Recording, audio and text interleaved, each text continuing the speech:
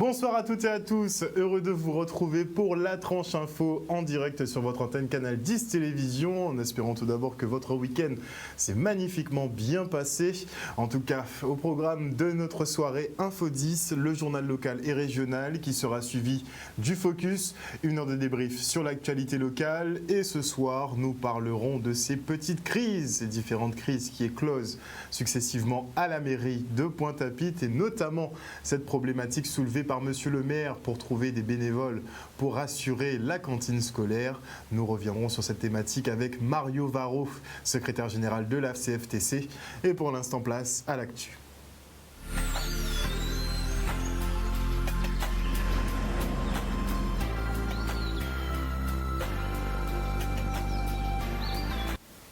Nous sommes le lundi 21 septembre 2021 et voici 2020, je prends beaucoup trop d'avance, mais en tout cas voici les titres de ce journal. Nous suivrons une opération de contrôle de port de masque dans une zone commerciale à Baïf, une sorte de traque aux récalcitrants. Les compagnies aériennes, elles prennent du plomb dans l'aile avec un nouveau quota imposé. Nous nous entretiendrons notamment avec le directeur d'Air Caraïbes sur cette question. Et enfin, nous reviendrons sur l'opération de nettoyage du littoral de Trois-Rivières et Gourbert à l'occasion du World Cleanup Day. Toujours prêt à la pédagogie, le gouvernement a décidé de sévir en ce qui concerne le port du masque, dans une liste assez exhaustive d'endroits d'ailleurs. Et si vous dérogez à la règle, vous aurez un rappel à l'ordre, un cours sur les mesures barrières ou bien 135 € d'amende. À Baïf, les équipes de gendarmerie du colonel Jean-Pierre Rabaste se sont focalisées d'ailleurs sur les récalcitrants. Le reportage de Vianney Valverde.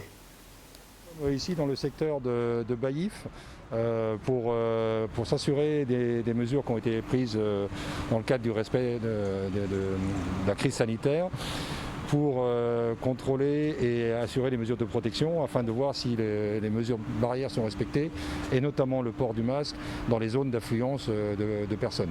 Notamment ici, vous avez derrière nous les commerces.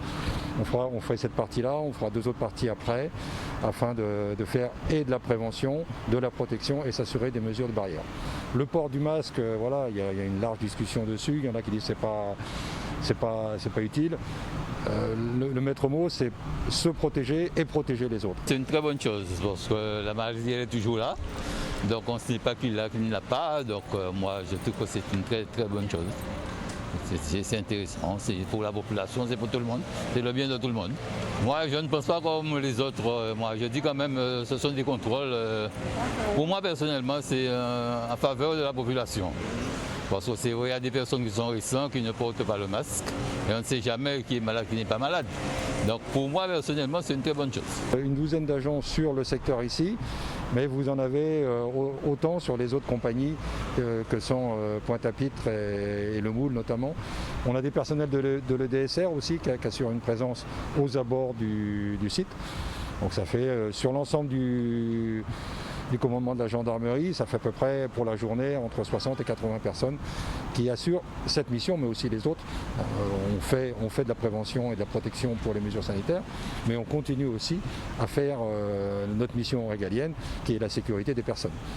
Au mieux des rappels à l'ordre, effectivement, si tu veux, tu peux récupérer le nom, prénom de la personne, lui faire une petite remise à l'ordre, au mieux une convocation, mais je pense que tout ça, c'est des procédures qui sont un peu superflues quand même. Donc voilà, ça reste un masque, ça reste le choix de chacun de s'exposer vis-à-vis du danger. Je comprends que c'est forcément un engagement personnel, mais ça engage aussi les autres personnes qui nous entourent. Donc effectivement, c'est normal qu'on ait à le mettre, mais ça peut arriver quand même qu'on l'oublie. Un peu de compréhension. Mais vous le voyez au quotidien, les gens portent le masque. Justement, c'est pour lutter contre vraiment les derniers, on va dire, récalcitrants, pour bien leur faire comprendre que c'est pour protéger eux, mais aussi pour protéger les autres. C'est de la responsabilité individuelle, mais aussi collective. Avec la crise Covid qui perdure et les restrictions qui se succèdent et s'accumulent, un nouveau coup est porté au transport aérien. Les compagnies se voient imposer des quotas de passagers sur les vols régionaux. Pour Air Caraïbes, ce sera 450 personnes autorisées à embarquer chaque semaine pour se rendre en Martinique et 100 passagers pour Grand Case à Saint-Martin. Des conditions idéales pour voler à perte selon les professionnels du secteur. Le reportage d'Olivier Félix et Maxime Morel. Aujourd'hui, ce qui se passe, c'est qu'il y a un arrêté préfectoral martiniquais qui limite à 450 passagers par semaine pour Air Caraïbes en provenance de Pointe-à-Pitre. Il n'y a pas de restriction au retour, c'est-à-dire qu'il n'y a pas de restriction sur les passagers qui viennent de Fort-de-France à Pointe-à-Pitre. Et puis par contre, de Pointe-à-Pitre à Saint-Martin, Grand Case, c'est limité à 100 passagers pour Air Caraïbes par jour. Du nombre de passagers par jour, pour moi, ça sert à rien. Parce que ce n'est pas le nombre de passagers qui va faire qu'on va diminuer le Covid.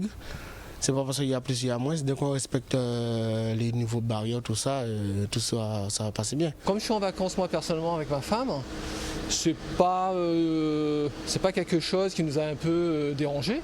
Mais je pense que pour les locaux, effectivement, ça peut être si on travaille, qu'on fasse l'aller-retour entre Guadeloupe et Martinique, ça peut poser effectivement de problèmes. Donc sur le plan local, il faut qu'ils travaillent. Il y a Air Antilles, il y a Air Caraïbes. Au niveau finance, au niveau de l'économie, ça tue des entreprises et tout ça. Et moi, je ne pense pas que c'est une bonne idée. Après la période du Covid, où on a été empêché et interdit de voler, mais c'était la période du confinement, pendant 1 mois et demi, on avait repris l'activité doucettement, sur le régional notamment, et là, on nous limite encore une fois. Alors, c'est pas à moi de commenter les raisons, et les raisons sanitaires et les justifications. En tout cas, d'un point de vue économique, pour nos passagers et pour nous-mêmes, c'est un nouveau coup porté au transport aérien régional. Des restrictions qui prendront fin normalement pour les vols vers la Martinique le 12 octobre et une date encore indéterminée pour Saint-Martin. Les présidents de PCI, eux, demandent au préfet de région un délai supplémentaire avant de procéder à la liquidation du SIAG. En attendant, un nouveau président a été élu en la personne de Ferdi Louisi, maire de Goyave. Ce dernier sera en charge de la transition vers le syndicat mixte ouvert dont les statuts ne sont toujours pas définis. On l'écoute au micro de Michel Depape.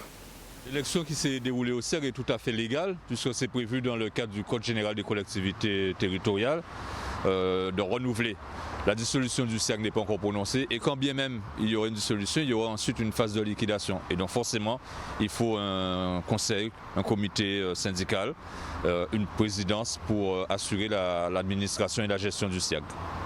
Alors les créances, elles sont importantes, elles visent à la fois des collectivités mais aussi des particuliers, et il m'appartient maintenant de les faire rentrer, puisque quel que soit le sort qui sera réservé au SIAG, il faudra de toute façon que les créances soient payées. Alors je prends un exemple, puisque j'ai interpellé monsieur le préfet directement par courrier pour demander à ce qu'on puisse actionner un certain nombre de mesures pour faire rentrer l'argent, pour payer le personnel pendant toute la phase de transition, c'est-à-dire qui partirait de la date de dissolution jusqu'à la liquidation et le transfert du personnel vers soit les communautés d'agglo, soit vers une structure unique.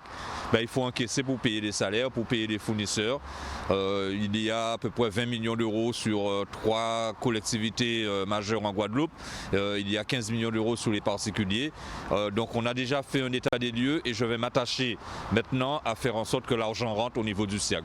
Alors nous allons travailler avec les organisations syndicales et l'administration du SIAG pour faire en sorte que la répartition se fasse à l'effectif près. On verra quelles sont les conditions. Il y a bien évidemment des employés qui sont en partance pour la retraite, donc on ne pourra pas les garder puisqu'ils partiront à la retraite. Il y a des employés qui iront peut-être sous d'autres types de collectivités. Je crois que le travail va se faire en toute sérénité, et ce que je demande au personnel et notamment aux organisations syndicales, c'est qu'on puisse faire un travail constructif, de me faire confiance dans la volonté que j'ai, de faire en sorte que toutes les compétences qui existent au SIAG soient utilisées à bon escient et au bon endroit. Donc vraiment, on est dans cet objectif. Le but, c'est de ne pas de faire perdre les Guadeloupéens leur emploi.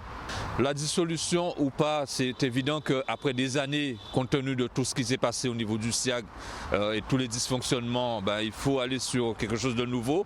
Il faut mutualiser puisque le SIAG ne concerne que à peu près 80% du territoire en termes de distribution d'eau, mais ce n'est pas toute la Guadeloupe. Vous avez de l'autre côté Cap Excellence, le grand sud de Caraïbes au sud de la Guadeloupe, vous avez Marie-Galante, et donc il va falloir qu'on fasse un effort pour faire en sorte qu'il y ait une structure unique sur le territoire guadeloupéen. Donc ça passe par la dissolution du SIAG, comme ça passera aussi par la dissolution d'autres régies dans d'autres collectivités pour que nous ayons à terme, début d'année 2021 je l'espère, une structure unique qui va gérer l'eau avec un prix unique sur l'ensemble du territoire. Mais là ce que je demande à la population guadeloupéenne, c'est de me faire confiance puisque le challenge il est important, le travail ne sera pas facile, mais je voudrais bien que la population puisse être à mes côtés, me soutenir, parce qu'il va y avoir des turbulences, il va y avoir des mécontentements, mais j'ai l'intention d'aller jusqu'au bout et faire en sorte que la distribution de l'eau en Guadeloupe soit permanente. Alors, quels que soient ceux qui voudraient peut-être gêner le travail, je fais ce travail-là pour la population de la Guadeloupe et je voudrais qu'elle soit à mes côtés pour qu'on aille jusqu'au bout dans le redressement de cette situation de l'eau en Guadeloupe. Je ne parle pas du SIAG, le redressement de la situation de l'eau en Guadeloupe. Les Guadeloupéens doivent sortir de cet état d'esclavage. Et on a hâte de voir les négociations et tractations avec eau d'excellence sur ce dossier. Et vous le savez, en termes de gestion d'eau, on n'est pas très doué ici en Guadeloupe, c'est un fait. Et on se demande à l'heure d'aujourd'hui ce qui se passe en ce moment au niveau des stations d'épuration. Après le coup de gueule vendredi des habitants de la cité Calbatie aux Abîmes, eh bien c'est au tour de ceux de la résidence d'Olé à Gourbert de vouloir respirer. Le centre de recyclage des eaux usées à proximité déborde, mais ça fait un moment déjà. Ils ont quasiment presque une rivière d'eau usée à côté de chez eux. Regardez. Nous vivons depuis, moi je suis là à peine, ça fait 1 an, et c'est une situation que nous vivons vraiment au quotidien, mais inacceptable. On ne peut plus vivre dans ces conditions-là où nous avons des odeurs, je dirais pratiquement toute la journée. Le soir, on ne peut pas dormir avec un bruit que fait la station d'épuration depuis plus de 2 mois. Et je vous dis que tous ces désagréments, ça a déjà été signalé. Ça a déjà été signalé au niveau de la CEMAG, qui est notre bailleur. Ça a déjà été signalé au niveau de la CSBT, au niveau de la mairie, et nous constatons qu'aujourd'hui, il n'y a pas d'amélioration. Donc on vit un quotidien. Moi je dis qu'on est en plein dans un problème, une crise sanitaire, parce que vous allez le voir sur les vidéos, vous allez voir que nous avons tous les excréments, nous avons tous les eaux usées qui se déversent dans la nature. Donc que faisons-nous aujourd'hui? Pourquoi nous sommes dans cette situation alors que nous aurions pu effectivement régler cela autour d'une table ou trouver des solutions? Je suis malade à cause des maux de tête parce que ces odeurs qui traversent de part et d'autre l'appartement, parce qu'il y a des remontées fécales qui se font devant le bâtiment au niveau des parkings, et derrière c'est d'une manière continue. Ça se répand comme ça.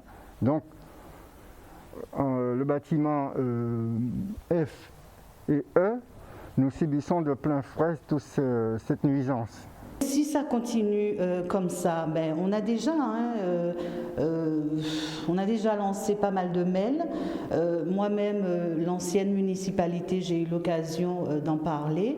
Le nouveau maire, j'ai demandé une audience que je n'ai toujours pas eue.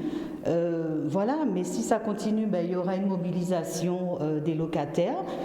On va se mobiliser, on a déjà commencé la mobilisation, c'est-à-dire que certains locataires n'ont pas payé les charges. Donc si ça continue, ça va être loyer bloqué, ça va être, voilà, je pense qu'on va prendre des dispositions par rapport à ça. Et pour le coup, la CEMAG devrait peut-être revoir sa copie. Et en parlant d'eau polluée dont personne ne sait que faire, parlons du chlordécone, cette molécule qui nous empoisonne depuis des décennies. Un scandale sanitaire qui a poussé plusieurs associations à porter plainte contre l'État français qui a laissé épandre le pesticide interdit mondialement pour sa toxicité. Des poursuites engagées notamment par Harry Durimel qui revient avec nous sur des avancées de ce dossier au niveau européen. Jusqu'au 13 octobre, l'avocat collecte des informations pour la rédaction d'un mémoire à destination de la Commission. On l'écoute au micro de Charlie Dagonia. Il ressort de cette communication que, le chlordécone n'a jamais été homologué au niveau européen, donc la France a pris ses libertés en autorisant l'utilisation de produits qui avaient été bannis aux États-Unis et partout dans le monde.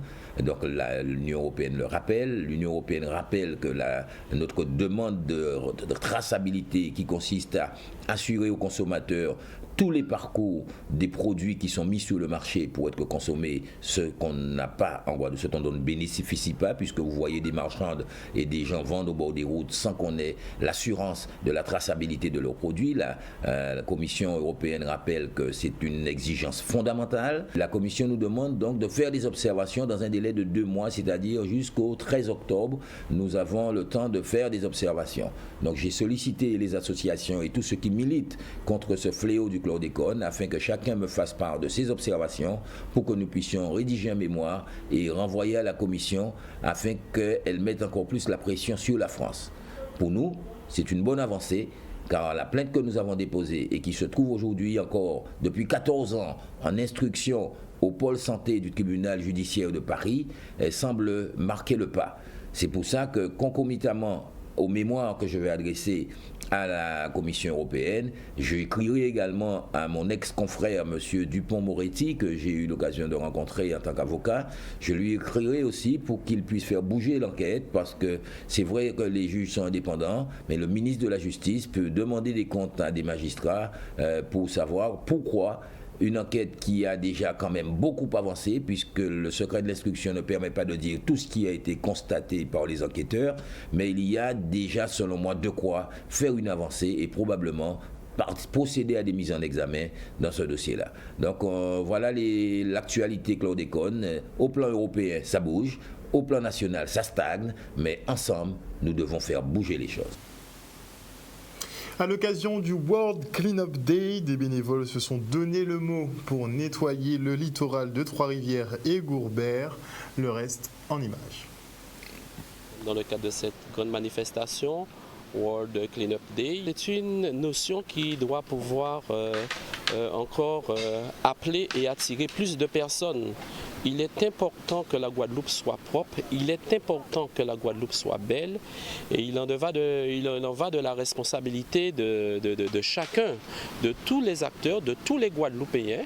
Nous ne pouvons accepter et permettre à ce que cette île que nous disons soi-disant paradisiaque pour certains quelquefois, qu'elle soit détruite, qu'elle soit salie par nous-mêmes Guadeloupéens. Il y a les anciens qui nous ont laissé quelque chose de valable. Donc à mon avis, continuons, respectons la nature, respectons l'environnement, pour que nos enfants et les petits-enfants trouvent quelque chose de valable.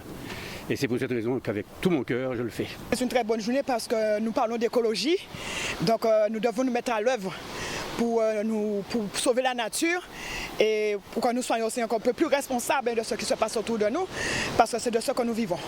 La nature nous protège, nous devons protéger la nature. Et c'est ce que nous sommes en train de faire aujourd'hui avec Trois-Rivières, ensemble Trois-Rivières. Et donc tout le monde est à l'œuvre pour pouvoir mettre la propreté autour de la nature. On voit de plus en plus de ramassages sortir un peu partout en Guadeloupe. Là c'est un week-end particulier, c'est le World Cleanup Day, c'est une journée internationale. Mais effectivement, nous, notre association, on est présent depuis 1 an. Et il y en avait avant nous, il y en aura après nous. Mais là, à l'heure actuelle, on voit un bel essor de toute cette mentalité. Donc Gourbert s'est inscrit dans cette logique de développement durable durable, d'environnement sain, mais aussi surtout sensibiliser la population de Gaubert sur leur environnement. Et on sait aujourd'hui le bon déchet, c'est le déchet qui n'est pas produit. Donc c'est cette opération de nettoyage, mais aussi de sensibilisation de la population. Et ça commence, l'exemple vient d'en haut, ça commence par les élus qui se sont mobilisés en associant les agents de la commune, mais également la belle population de Gaubert et singulièrement de Rivière-Sens. Mais après aussi, nous dirons aux autres habitants de Guadeloupe, ne venez pas salir Trois-Rivières, nous ne sommes pas là, nous ne devons salir aucun parc, aucun site de la Guadeloupe parce que nous faisons mal à notre pays. Nous voulons travailler main dans la main pour que demain, Gaubert soit une ville propre et agréable où on s'arrête, où on investisse et on puisse vivre tranquillement et y résider. En tout cas, félicitations pour ces initiatives et justement l'association Clean My Island qui participait au World Cleanup Day a effectué aussi un nettoyage à Jarry hier et ils ont quand même ramassé, je crois, 2 ou 3 tonnes de pneus qui étaient au niveau du circuit du Super Motard, enfin le circuit qui devait émerger au niveau de la Gabarre. On n'est plus sûr du projet maintenant, mais en tout cas au niveau de ce circuit, il y avait beaucoup d'ordures qui s'amoncelaient et ils ont encore fait le job, donc félicitations à eux.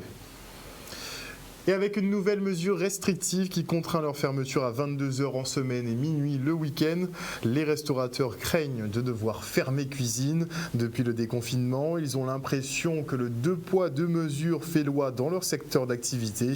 Et pour tenter de ramener les services de l'État à de meilleurs sentiments, ils se sont rassemblés au PAM-PAM pour discuter stratégie. Olivier Félix et Maxime Morel. Je pense que le dialogue est plus que nécessaire pour qu'on puisse lui exprimer donc notre difficulté, notre quotidien, comment dirais-je, notre angoisse, parce que ce que je disais tout à l'heure, en ce moment, on se pose beaucoup de questions pour nous, pour nos sociétés, pour le personnel qu'on embauche, pour nous, nos fournisseurs qui sont tous en galère. Dans la mesure où nous, on ne travaille pas, il n'y a pas la marchandise non plus qui sort chez eux, que ce soit le marchand de légumes, que ce soit le pêcheur, n'importe qui, on est tous, comment dirais-je, on est tous bloqués, voilà, on est au niveau zéro. On a une amplitude de travail, monsieur. On commence le service à 19h, à 21h, on arrête le service puisqu'à 22h, le rideau doit être tiré. C'est pas possible. Ce que je disais précédemment, monsieur, un restaurant comme le Sibéry, sans prétention, qui a une rotation d'à peu près 100 couverts par soir, en ce moment, on travaille avec 20 couverts et le même personnel. Donc, c'est pas possible. Suite au message du préfet le 11, j'ai demandé automatiquement la prolongation de chômage partiel et qui m'a été refusé. Donc en me redemandant des chiffres depuis mars, mais moi comme je disais, mon problème n'est pas sur juillet et août, c'est à partir du 11 septembre, à partir du moment où je dois fermer plus tôt, je ne peux pas payer des gens à ne rien faire. Donc j'espère pouvoir les payer grâce au chômage partiel, d'où ma demande légitime qui pour l'instant est refusée. Monsieur le préfet, s'il vous plaît, recevez-nous, nous avons besoin de vous parler, nous avons besoin d'échanger avec vous sur la situation actuelle par rapport aux arrêtés que vous prenez aujourd'hui. Il est indispensable de consulter les acteurs comme le souhaite le chef de l'État. Il faut consulter les acteurs, les politiques avant de prendre les décisions fermes. Il faut raison garder et se dire que tout le monde doit participer à l'harmonisation puisqu'on est dans le monde d'après. C'est-à-dire qu'il faudra, vous voulez vivre avec. On veut soigner la pandémie et on veut soigner en même temps l'économie. Donc comme on doit vivre avec, faisons tous ensemble le point pour savoir qui est prioritaire, qui ne l'est pas, comment on fait et quelle est la répartition de plein de choses. Moi je ne suis pas ni préfet ni président de région, mais je pense qu'il y a quelque part quelqu'un qui faillit à son devoir de cohérence. Il y a beaucoup de réunions qui sont organisées, nous ne sommes pas forcément conviés et aujourd'hui on tient à être présent dans chacune de ces réunions, nous nous sommes organisés pour ça. On a l'impression qu'il y a 2 poids 2 mesures et c'est ça qui nous dérange énormément. Et les organisateurs événementiels, eux aussi, se sentent pris en étau et vont s'organiser à partir de ce mercredi. Et ils entendent effectivement se mobiliser, mais aussi manifester leur mécontentement. Et l'association des étudiants de médecine a décidé d'aider l'établissement français du sang à collecter. Les réserves sont au plus bas et toutes les initiatives sont bonnes à prendre pour les améliorer. Donc pour changer, ce sont les futurs médecins qui ont dû se faire piquer. Regardez. Actuellement, les réserves de sang de l'établissement français du sang, donc le FS, sont au plus bas. Et c'est très important pour nous, en tant qu'association de futurs médecins, de nous mobiliser pour aider l'établissement à récolter le plus de poches de sang possible. Il faut savoir qu'actuellement, le FS Guadeloupe-Guyane utilise énormément de poches de sang. La situation est quasiment critique. S'il ne se manifeste pas dans 2 semaines, la situation sera beaucoup plus grave qu'elle ne l'est déjà. Il faut savoir qu'aujourd'hui, on a une majorité d'étudiants en médecine, puisque le don est fait devant la faculté de médecine, mais c'est plus généralement des étudiants du campus ou des personnes que les étudiants ont ramenées avec elles, donc parfois leurs parents, leurs amis, etc. C'est important pour nous de le faire ici, parce qu'il y a un vivier d'étudiants et de potentiels donneurs en nombre très important, donc c'est l'occasion rêvée de pouvoir faire une campagne de don du sang. Il faut savoir qu'aujourd'hui, 36% des poches de sang vont dans les interventions chirurgicales, comme par exemple les accidents de la route, 46% sont pour les maladies du sang et les cancers, et 20% autres transfusions comme les dialyses ou les accouchements. Donc la consommation de poches de sang augmente et malheureusement les dons diminuent, d'où la nécessité que la population guadeloupéenne et plus généralement la population française cherche à donner le plus que possible. Nous avons beaucoup de chance, c'est qu'un groupe d'étudiants en médecine a créé une association pour promouvoir justement donc le don de sang, et en association avec eux, on s'organise pour venir faire une collecte assez régulièrement à Fouilleul Médecine. Comme vous voyez, ils ont bien fait leur travail, on a beaucoup de monde qui se sont présentés, même un petit peu trop. Et donc voilà, on en remercie beaucoup les étudiants en médecine qui ont pris cette initiative, et c'est une très bonne chose pour nous. Il faut se mobiliser, on a besoin beaucoup de sang pour le moment, surtout que les périodes de fin août et début septembre étaient très compliquées. Nous donnons, pour donner c'est simple, c'est soit au centre à côté du CHU, à côté de l'entrée du CHU, il y a le centre EFS, où on est ouvert le lundi de 8h à 14h, le mercredi et le vendredi de 8h à 15h30. Sinon, tous les autres jours de la semaine, on fait aussi des collectes en camion mobile, comme c'est le cas aujourd'hui, donc c'est le camion qui va se déplacer dans différentes communes de l'île. Pour ça, le plus simple, c'est encore d'aller sur une page Facebook EFS 971, où on a les programmes mensuels avec les différentes collectes mobiles jour par jour, remis à jour assez régulièrement. Un reportage signé Michel Depape. Et voilà, chers téléspectateurs, nous sommes arrivés au terme de ce journal. Merci pour votre fidélité. N'oubliez pas que sur Canal 10 Télévision, vous faites l'information que nous diffusons. Le journal local revient demain à 18h30. En attendant, passez une bonne soirée à l'écoute de nos programmes. Bisous.